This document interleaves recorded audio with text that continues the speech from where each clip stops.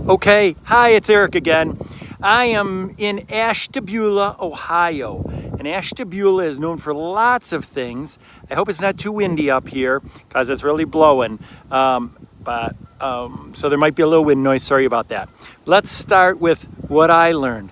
It's hard to see over there, but that is like 6 football fields, and it doesn't look that big, but it is. And the freighters used to come in and load coal and then go to Canada. And they also used to do other things with the coal. But and then there's this big bridge, and if you can see, there's the trains over there.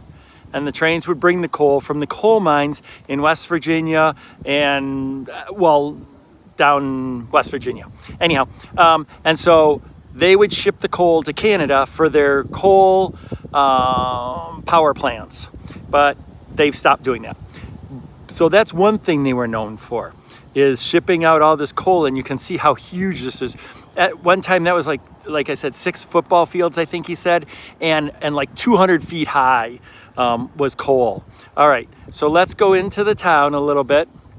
And here's this really cool bridge that you have to wait for to go under. And you can kind of see my boat there in the background. And let's see, Ashtabula is actually an Iroquois word that means river of many fish or river of lots of fish or something like that.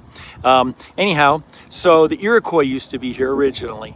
This river was actually on the other side of it was a coal steel factory, and the steel factory made tons and tons and tons of steel and ships, and the ships were sent out for World War II.